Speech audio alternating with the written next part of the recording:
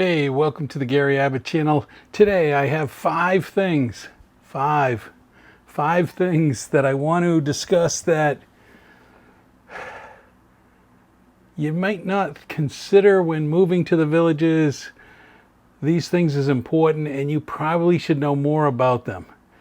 5 things I wish I knew ahead of time that I've completely understood after living there 2 years. I have a much better handle, and I caution people that maybe you want to know about this before you make the move, or if you're already a resident, you're probably learning about these things as I go. So number one, the airport situation. The major airport that's closest is Orlando. Orlando Airport is the airport that most travel to because most flights or airlines all go to Orlando because of Disneyland.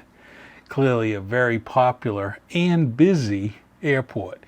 And check-in can take you for a long time. But it's not just about Orlando. It's that it's a good hour plus from the villages. And at first I didn't think it was a big deal, but Orlando is super busy. Now you can go a little further and you can go to Tampa Airport.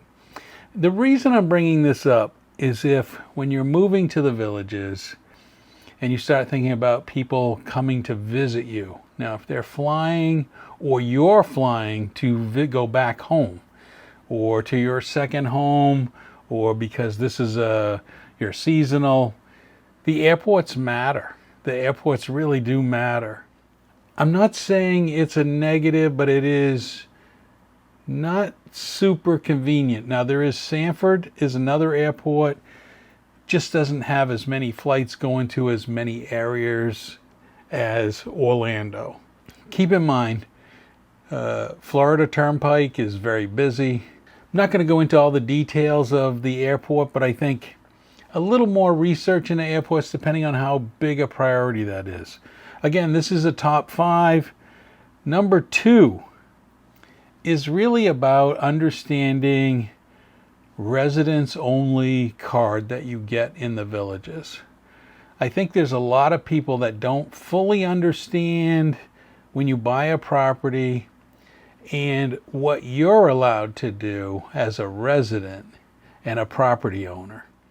I've been in the pool and almost 50% of the time, I will see people complaining about the IDs being checked. I hear other people complaining that, this is just a community pool. What's the big hassle? People with kids that haven't really followed all the proper rules. As a resident, as an owner of a property, you get a resident ID, a village's resident ID. And you have to use that for the pools. You have to use it for the rec centers. Some of the meetings that happen at the rec centers. Some of the social events in the rec centers are only for people with resident IDs. And why I bring this up is because people visit you. They need a guest pass. And a guest pass does not equal a resident card. They have limitations. They have some places they can't go. I'll use pools as the example. They can't go to a sports pool. Sports pools are for residents only. So the exercise classes that are held there, the water volleyball, the laps and swimming,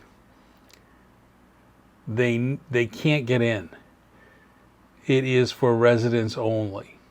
Not really clear early on, and I recommend you go and read the regulations for the pools, for the tennis courts, what you need, and they do check IDs. Having a complete understanding of the policy of how long a visitor can have a guest ID, what it's good for and what it's not good for, it varies. Whether it's golf, they don't get the same privilege as golf. They still have to pay some fees and some things for some services. Now, I'm not going to go into all of it. You need to look up those things. But that's number 2 on my list. Number 3. This is something that's brought up when a comparison of a new home versus a pre-owned home. There's a lot of complaints about, well, I bought my new home, but it didn't have a lot of landscaping. It didn't have gutters. It didn't have things that, I want, or upgrades, or epoxy in the garage. These are home add-ons. Garage insulation, lanai insulation in the ceilings, garage door insulation. Do your research if you want all of those items, because they're not included in a new home. Unless you're custom building your home, they're not included. Just something I say you need to know and check out ahead of time. Now, I'm one. The gutters that they supply around the entryways, for me, is plenty. I come from the Northeast. I've dealt with gutters my whole life with foliage season, which we're currently in. We're in October. I'm telling you, Florida, I don't have a lot of trees. I don't have the worries of gutters clogging up, so that's not a big deal. But I also learned gutters trigger all the water to one location. And the houses are pretty close, and the waterways get filled up really quick in a rainstorm. Those things are your choice. I'm not pro or con either way. I'm happy with the minimal, because I am so minimalistic that I want everything to be as maintenance free as it can. The more stuff you add, the more stuff you have to maintain. But that's just me.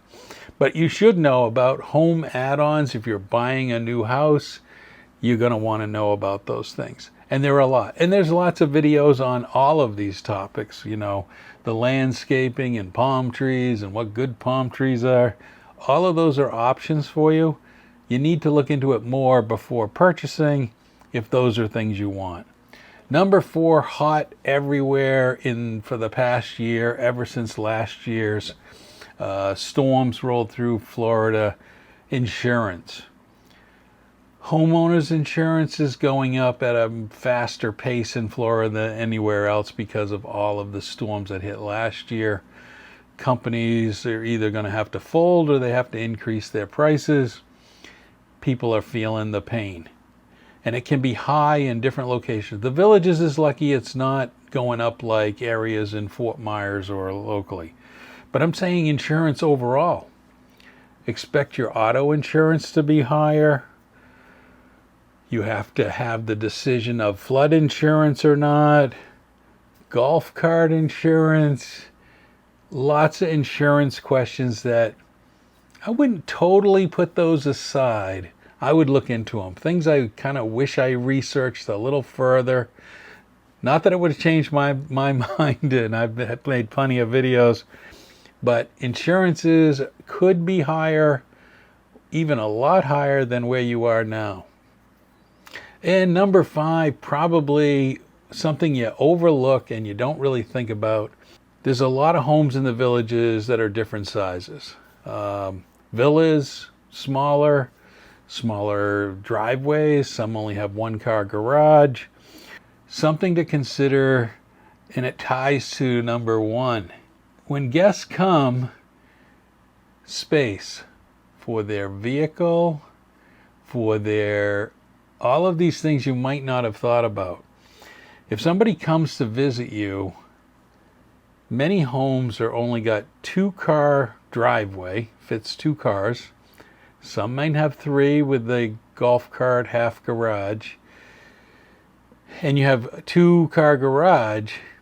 Well, if you have 2 cars and a golf cart, you really only have 1 space outside. So spaces for guests. Holding a family to come drive down and have multiple families and hold a family reunion. Where are all those cars going to park? How long can they stay? Can they park in the road?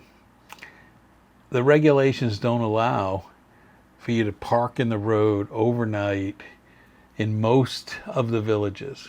But I want you to research it. And correct me if I'm incorrect, but the streets are not that wide, and you can't park up on your lawn. You can't really do any of those things restriction-wise. I've heard you might be able to park in a rec center parking lot, but you might have to get permission for overnight. How long? How many nights? How big a vehicle? Lots of questions. I still haven't done all the research on this, but it may be something you want to inquire about early on, of what are you going to do. I've even heard horror stories where, people are seasonal and the neighbors decide to let their guests park in their neighbor's yard. That's a no-no in my opinion. Super no-no if you don't have the neighbor's permission. But trying to get around this issue of guests and accommodating their vehicles can be a major challenge. And it's something you don't think about. Now, if they're coming down for the day, parking in the road is not going to be a problem. But if they're staying with you for a week, the holidays that are coming up or whatever, you may want to take this into consideration when you're picking out your house. Just how big is the driveway? How many cars can I fit in? And what do I plan to do? Not something many of us really think about when we're buying a house in the village. We're thinking about us. We're thinking about the things we're going to do. We're not thinking about everything else that would come along with this idea. Something to think about. I don't know all the regulations in this category. This one's a dangerous one for me. I have not actually researched it. I've heard some say the rec areas will allow it. I'd check into it way prior to having your guests come down. I have seen cars overnight in the road in many situations. A lot of times some things are a little more permissible when an area is first opening up because people are they've got moving companies, they've got trailers, they're unloading. I think the villages is a lot more open and cooperative when you're into a new area for the first period of time. But then they're going to tighten up and go to the deed and the restrictions that you signed. So keep that in mind. These are 5 things I would make sure I totally understood, just as a warning that they may affect you and what you think of the villages after you've owned the property for a period of time. But those are my 5 items to really think about. Airports, residence card, what it means, add-ons for your new home, which ones do you want, are you sure you need them, insurance, huge one, and where are your guests going to park. Just something to consider. Thanks for watching. Look forward to seeing you when I'm in the villages.